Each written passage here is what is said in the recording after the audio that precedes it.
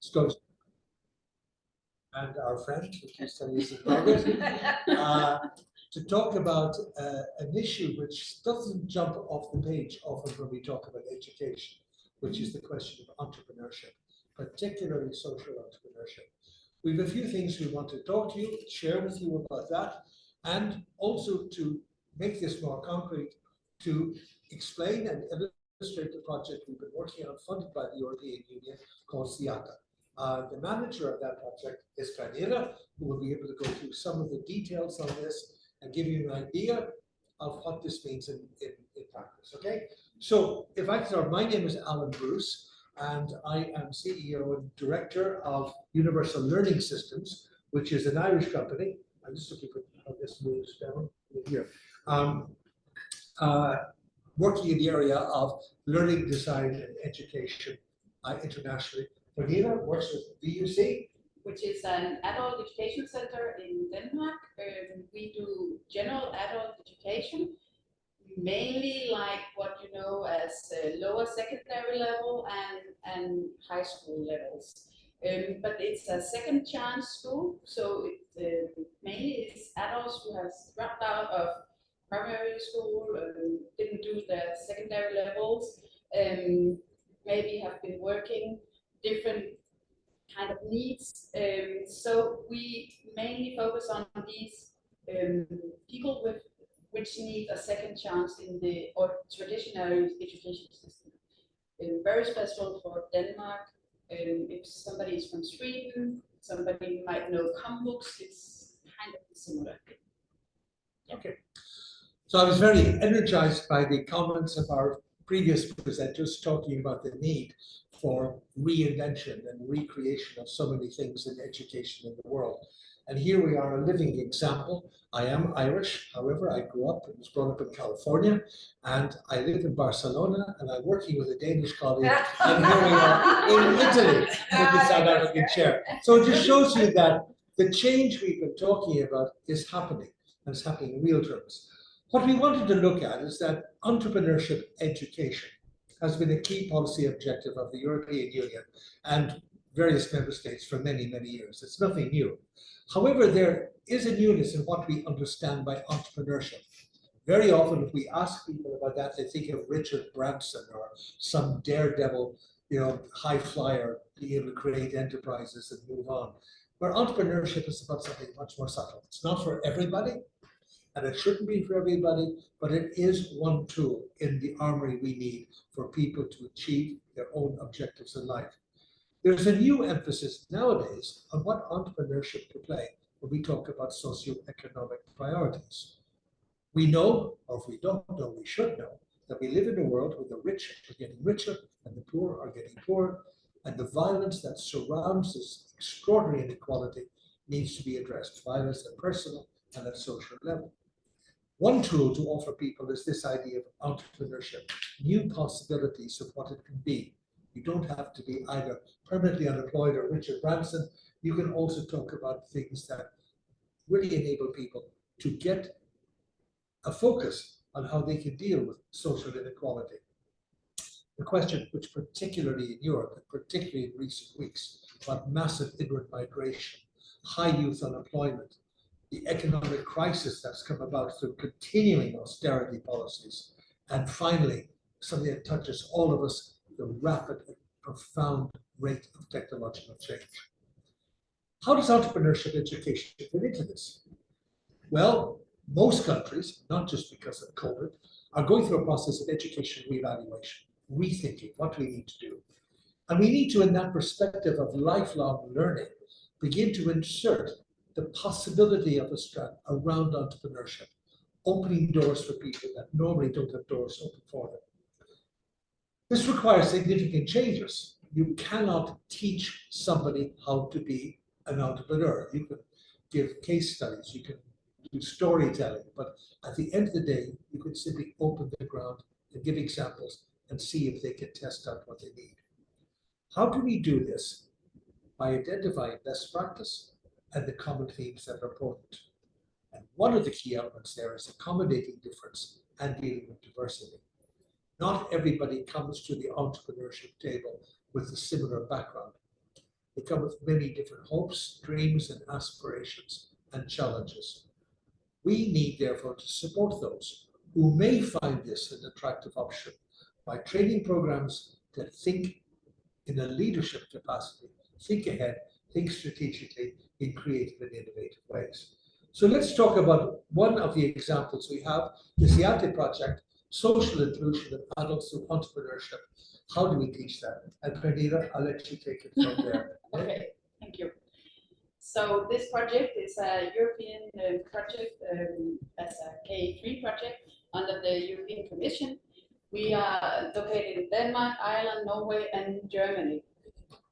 So in this project, we try to find out how do we do entrepreneurship education. So the main purpose of this project is to create a network for organizations in Europe that are interested in doing entrepreneurship education in adult education. And especially we want to strengthen and develop a coherent and local, national, European approach for using entrepreneurship education as a tool for social inclusion. And how could that be? I will return to that and how we can use entrepreneurship education as a social or as a tool for this. We will have different deliverables. You can read it from the presentation later on. I will not come into it more now. So what did we actually do to figure out these best practice examples that Alan talked about before? We had we did a quite big analysis of existing entrepreneurship education in these 5 countries. What can we see from that? And also what is actually missing in the traditional entrepreneurship education in these 5 countries. And we actually did this quite big model. It shows that entrepreneurship education and especially the possibilities for entrepreneurship in different European countries are very diverse. So some countries has a big access to funding. For example, Norway, it's very easy to get funding. You could actually be paid a whole year while starting up new businesses, and this is very important for entrepreneurship. But also we found that there is also some parts that are lacking in some of these European countries. And especially what we have seen is that entrepreneurship education for the lowest educated people in Europe are actually missing. We can see entrepreneurship education for people with a higher level of education. It's very easy to get funding, or it's easier to get funding, but for migrants, people with needs, it's very difficult to start their own business actually. So what we have done from these findings for the existing education is that we have invited people to join a conference in each of these 5 European countries, and actually asking the people in each country that knows most about entrepreneurship education to come and present how do we work with entrepreneurship and what changes do we actually need in our local countries.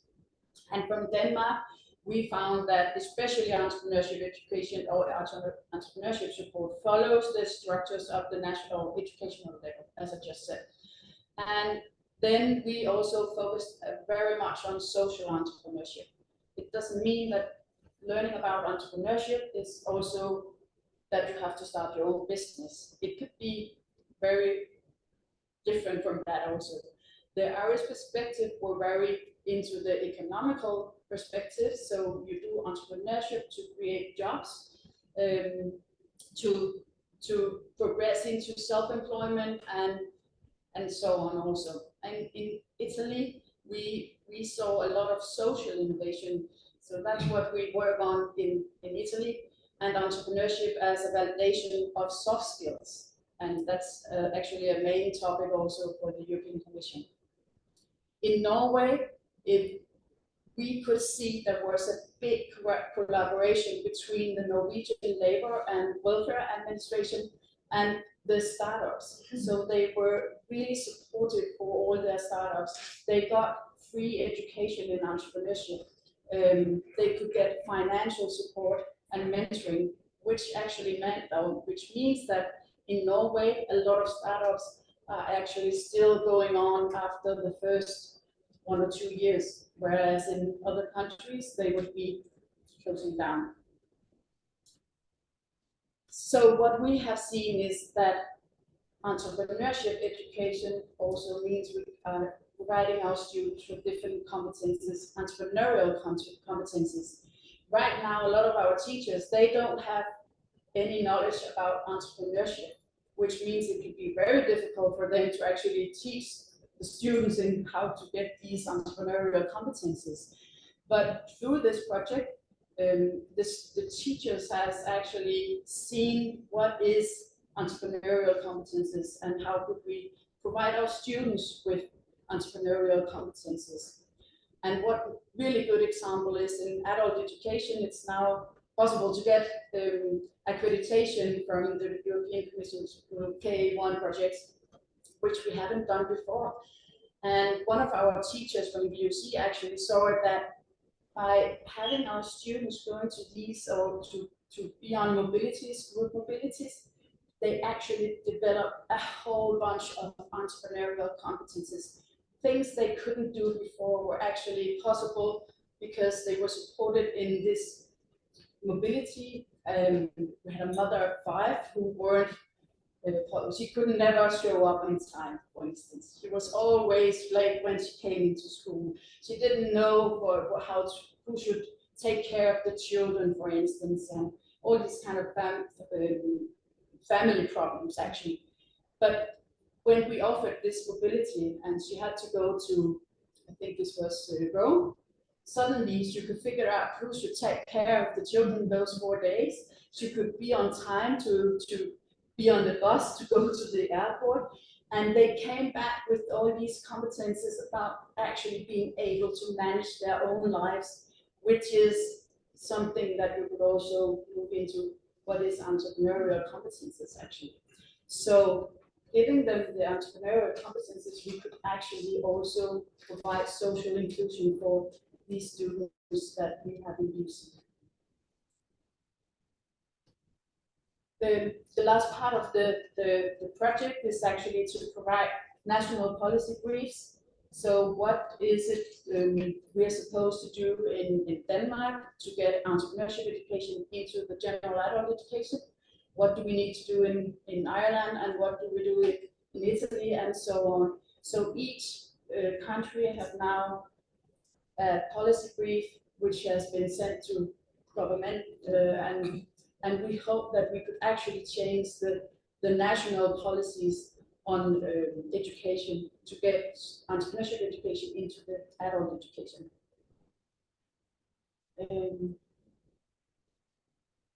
Sure. Yeah. I think we're getting ready towards the end of our time.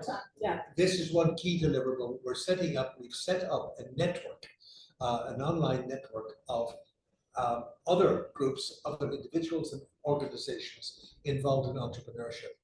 We'd like to invite all of you and anybody you know, if you're interested in this, to join us. It's online. We are trying to extend it so that those who've been involved in any form of entrepreneurship, education or training can get together, can network and share best practices. The genie is still emerging out of the bottle of this. And I think a lot of what Pernille said comes back to the idea to do something about entrepreneurship means you need to have levels of self-confidence, of self-belief, and an idea of what you can do. Here are some of the conclusions and recommendations that probably tie in with that. Yeah, so what we have seen is that we actually need a formal entrepreneurship education in adult education for students with needs. So this is a really important issue in Europe in general. We need that social entrepreneurship education and adult education for needs raises the rate of succeeding in education. We can see providing them these competences actually makes them capable of finalize educational or an education.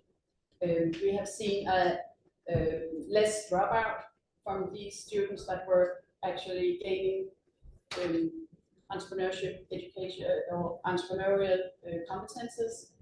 And then we have also seen that the financial support in different countries are really important. So a financial support for startups is essential to raise the numbers of companies or startups, entrepreneurs that actually succeed.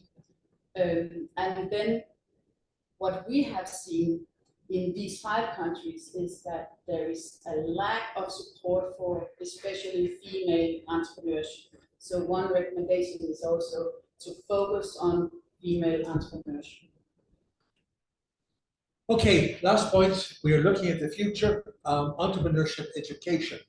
This is coming from our work and research to date, where we want to go, connects with social change, and it's a valued element, shaping the discourse around that dynamic economic model that meets the needs of the citizens. For example, in Ireland traditionally is a country where everybody left, okay, for many historic and economic reasons. In the last 30 years, we've had a huge net inward migration. Okay, where 12% of the population is now non-Irish. It has been transformative and wonderful and energizing to see people from all over the world. Many of the entrepreneurship success stories are those led by migrants, by inward migrants. They're the ones who can take chances, as the Irish were in their journey out to the United States or Australia, for example. Public, private, and community models of entrepreneurship exist. It's not just the heroic individual, but also we're public entrepreneurs, community entrepreneurs that can create sustainable enterprises. Promoting entrepreneurship, therefore, for sustainable growth goes back to those social priorities, but also gives us a new, fresh focus on what social inclusion means. So we enhance living conditions for people and outcomes for those who are marginalized or vulnerable or excluded. The public discourse we need on diversity, and in Europe this is a particular challenge at the moment, I tell you why, is formed by a focus on equality and rights. And that means civil rights go to the core of participatory citizenship. And that means people need to participate in education and employment, and entrepreneurship is one way to do that. Thank you for listening for what we have to say. There's a lot more to say on this, and hope you enjoyed it.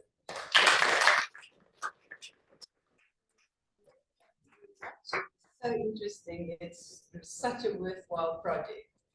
Any questions?